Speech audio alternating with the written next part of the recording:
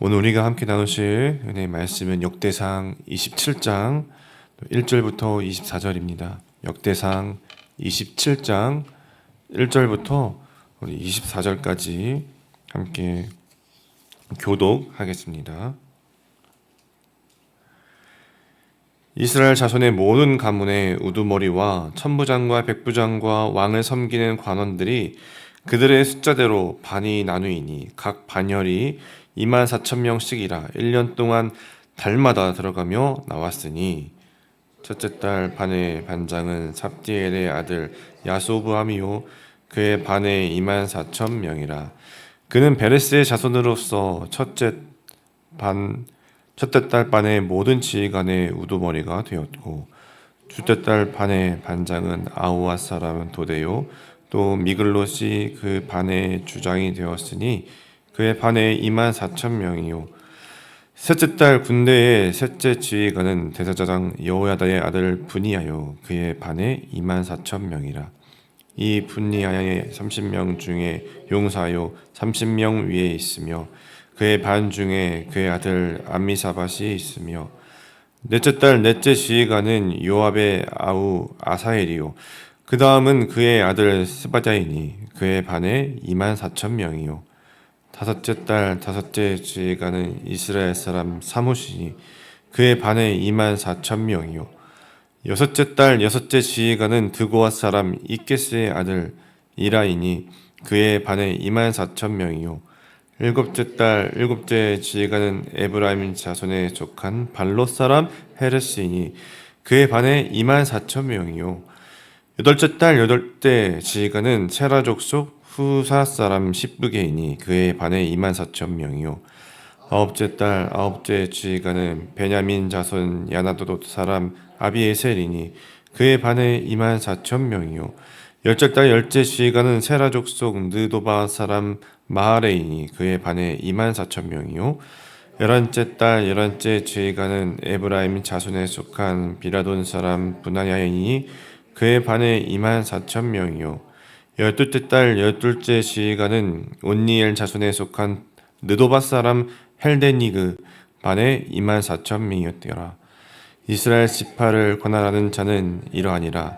루벤 사람의 지도자는 시그리의 아들 엘리에셀이요 시므온 사람의 지도자는 마아가의 아들 스바랴요 레이 사람의 지도자는 그무엘의 아들 하사바요 아론 자손의 지도자는 사독이요 유다의 지도자는 다윗의 형 엘리후요 이사갈의 지도자는 마엘이며 오므리요 스불론의 지도자는 오바댜의 아들 이스마야요 납달리의 지도자는 아스리엘의 아들 예레모시요 에브라임 자손의 지도자는 아사시야의 아들 호세아요 므낫세 반 지파의 지도자는 부랴야의 아들 요엘이요 길앗에 있는 므낫세 반 지파의 지도자는 스가랴의 아들 이또요 베냐민의 지도자는 아브넬의 아들 야시엘이요 다는 여호람의 아들 야사엘이니 이들은 이스라엘 지파의 쥐관이었더라.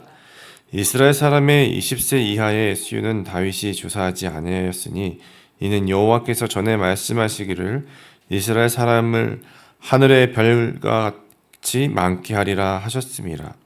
수르의 아들 요압이 조사하기를 시작하고 끝내지도 못해서 그 일로 말미암아 진노가 이스라엘에게 임한지라.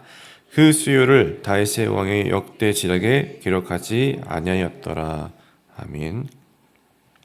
앞서서 역대상 23장부터 26장까지는 성전 봉사자들의 조직을 다루고 있었지요. 오늘 본문인 27장에서는요 다윗 왕국의 행정 체계, 군사 조직, 그 관리 명단이 기록되고 있는 것입니다. 그렇다면 이러한 명단이 의미하는 바는 무엇일까요? 무엇보다 먼저 다윗의 통치 체계가 체계적인 질서 아래 세워져 있다는 것을 말씀하고 있습니다. 단순히 행정적 질서와 정비를 넘어서요 하나님 나라의 방식을 따른 통치 질서였던 것이죠. 하나님은 질서 가운데 하나님 자신의 나라를 다스리시는 하나님이시죠. 그렇다면 여러분, 우리는 이런 질문이 생길 수 있습니다. 하나님은 전능하신 분인데 왜 굳이 행정 체계와 군사 조직을 통해서 자신의 나라를, 백성들을 다스려 가실까? 우리는 그런 질문을 할 수 있죠. 말씀만으로도 하나님은 충분히 세상을 창조하셨고 다스릴 수 있는 분이신데 왜 사람과 조직을 사용하실까? 그 이유는요, 하나님께서 세상을 창조하신 방식에서 찾을 수가 있습니다. 하나님은 말씀으로 천지를 창조하셨지만 사람에게만큼은 생기를 불어넣으시며 자신의 형상으로 지으셨죠. 그리고 사람에게 세상을 다스릴 권한을 주셨습니다. 그때부터 하나님과 사람 사이에 질서가 생겨났습니다. 질서가 세워진 것이죠. 이 질서가 하나님의 성품이고 하나님 나라의 방식입니다. 그래서 고린도전서 우리 14장 40절에서도 이렇게 말하죠. 모든 것을 품위 있고 질서 있게 하라. 믿음의 공동체는 하나님의 질서, 그 하나님의 질서 가운데 있을 때 하나님의 뜻이 이루어지고 하나님의 은혜가 임하는 것을 우리가 볼 수 있죠. 바로 이것이 다윗 왕국의 질서가 세워진 가장 중요한 이유이고 특징입니다.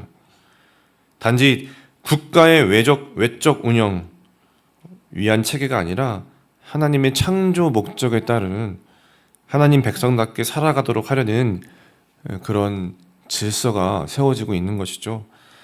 하나님 그 질서를 통해서 자신의 백성들로 하여금 다시금 세상을 향해 하나님을 알리시고 영광을 드러내시며 하나님의 나라를 확장해 나가기를 원하고 계셨던 것이죠. 그 창조 질서를 회복해 나가기를 원하시는 것입니다. 그래서 오늘 본문 하나하나를 살펴보면요, 이 질서가 어떻게 언약 공동체로서의 정체성을 회복해 나가고 있는지를 볼 수 있습니다. 먼저 1절을 보시면 이스라엘 자손의 모든 가문의 우두머리와 천부장과 백부장과 왕을 섬기는 관원들이 그들의 수대로 반이 나뉘니 각 반열이 24,000명씩이라. 1년 동안 달마다 매달 들어가며 나왔으니 라고 이렇게 나와 있는데요. 1년 동안 12개월 동안 돌아가면서 복무하는 그런 상비군 체계가 세워진 것이죠. 각 지파마다 균등하게 대표자도 세워졌습니다. 어느 지파도 소외됨 없이 균등하게 대표자가 세워졌습니다. 12부대 체계는요, 12달 동안 한 지파씩 12부대가 체계는요, 이스라엘의 12지파를 상징하면서 하나님의 언약 공동체로서의 정체성을 회복하게 하고 있는 것이죠. 그런 하나님의 언약 백성으로서의 질서가 회복되는 것이 바로 이 12달 동안 12지파가 12부대가 세워져서 상비군 체제를 정비하고 있는 것을 보면 알 수 있습니다. 또한 23절에서는 이렇게 말합니다. 23절에서는요, 이스라엘 사람의 20세 이하의 수유는 다윗이 조사하지 아니하였으니 이는 여호와께서 전에 말씀하시기를 이스라엘 사람을 하늘의 별같이 많게 하리라 하셨습니다. 다윗은요, 이전에 인구 조사를 통해 하나님의 뜻을 거역하고 반역한 적이, 죄를 지은 적이 있었죠. 자신의 힘을 의지했었습니다. 그리고 실패를 겪었죠. 그 기억 속에서 이번에는요, 하나님의 언약을 신뢰하면서 인구조사를 실시하지 않고 있습니다. 이것은요, 다윗이 사람의 계산이 아닌 이제 하나님의 말씀 위에, 언약 위에, 약속 위에 이 공동체를 세워가겠다는 것이죠. 왕의 권위보다 하나님의 언약에 의지해서 질서를 세워나가는 방식을 택하고 있는 것입니다. 그것이 또 하나님이 이스라엘 백성들을 세워나가고 있는 방식이었습니다. 여러분, 다윗이 세운 이 질서는요, 단순한 행정체계가 아니었습니다. 하나님의 언약 백성으로서의 삶을 회복하기 위한 하나님의 뜻 가운데서 하나님이 자신의 질서를 세워가시는 것이었습니다. 그러나 여러분, 이 질서조차도 아직은 완전하지는 않았죠. 그래서 어떻게 됐습니까?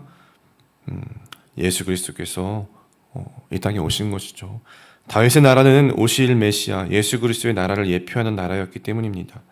예수님께서 이 땅에 오셔서 혼돈과 무질서 속에 빠진 인간의 죄와 고통과 문제들을 해결해 주셨죠. 십자가와 부활을 통해서 하나님의 창조 질서를 회복해 주셨죠. 그리고 그리스도 안에서 새로운 공동체 교회가 세워졌죠. 이제 우리는 그래서 그리스도 안에서 흔들리지 않는 그 나라의 백성이 되었습니다. 참된 질서의 주인이신 예수께서 오셨기 때문입니다. 그래서 우리는 그 예수 그리스도 안에서 세워진 질서 가운데서 각자 맡은 자리를 따라서 살아가도록 부름받은 사람들입니다. 교회는 그리스도의 몸으로서 역대상 27장처럼 각자 자리가 정해져 있는 질서 공동체입니다. 어떤 사람들은 문을 지키고, 어떤 사람들은 곡간을 맡고, 어떤 사람들은 노래를 하고, 어떤 사람들은 말씀을 가르치고, 그리고 그 모든 자리는 하나님의 나라를 세워가는 거룩한 동일한 사명의 자리인 것이죠.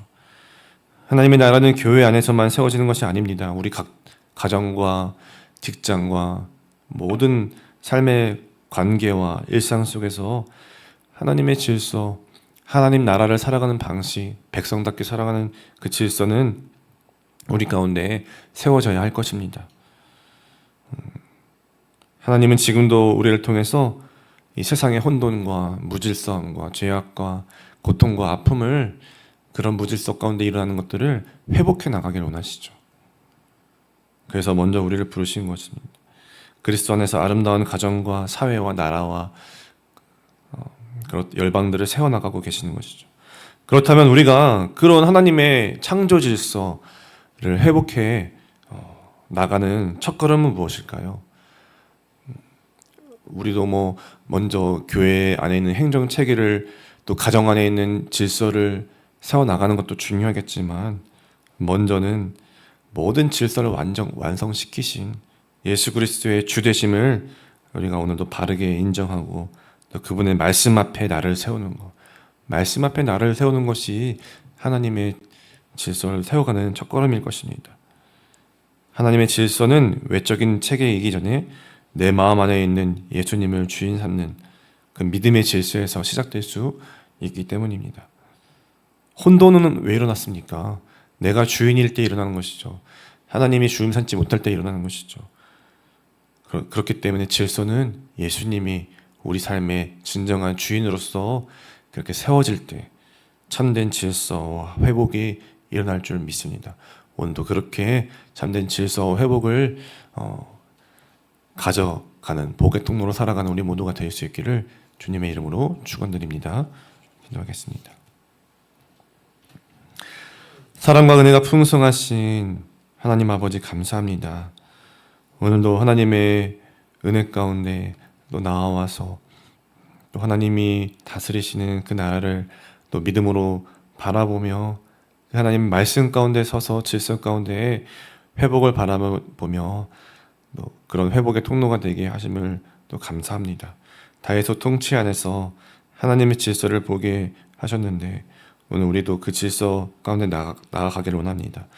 그 질서가 예수 그리스도 안에서 완전하게 이루어졌음을 믿게 하시고, 우리 교회 안에서도 또 일상 속에서도 가정 안에서도 하나님의 그 질서를 따라 사랑하고 섬기게 하시며, 오늘도 믿음으로 흔들리지 않는 나라를 하나님의 자녀답게 살아갈 수 있도록 은혜 베풀어 주시옵소서.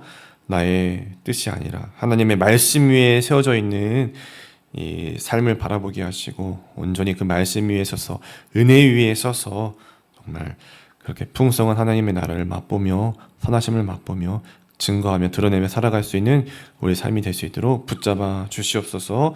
이 모든 말씀을 살아계신 우리 구주 예수님의 이름으로 감사하며 기도드리옵나이다. 아멘. 우리 함께 말씀을 기억하면서 기도하겠습니다. 기도하실 때에 하나님 아버지, 무엇보다 내 마음의 질서를 하나님께서 오늘도 말씀으로 회복해 주시옵소서. 내 삶의 중심에 예수 그리스도를 온전히 또 삶의 주인으로 모시며 나아가게 해 주옵소서. 우리 가정과 일상 속에도 하나님의 나라가 임하게 하여 주옵소서. 가정과 일터와 모든 관계 속에서 또 하나님의 질서가 세워지게 하시고, 내가 그 질서를 가져오는 그런 말씀의 사람으로서 승리하게 하여 주시옵소서. 또 우리 분당 하나 교회를 위해서도 기도하실 때에 우리 교회 공동체 안에 하나님의 거룩한 질서가 회복되게 해주시고 우리 교회가 그리스도의 몸으로서 각자의 자리에서 그 맡은 일들을 충실히 감당하면서 세상에 빛과 소금의 역할을 감당하는 하나님의 교회로서 세워져 나아갈 수 있도록 은혜 베풀어 주시옵소서. 그 밖에도 가지고 나오신 또한 기도 제목들 가지고 간절히 주님 앞에 기도하며 나아가시겠습니다. 기도하겠습니다.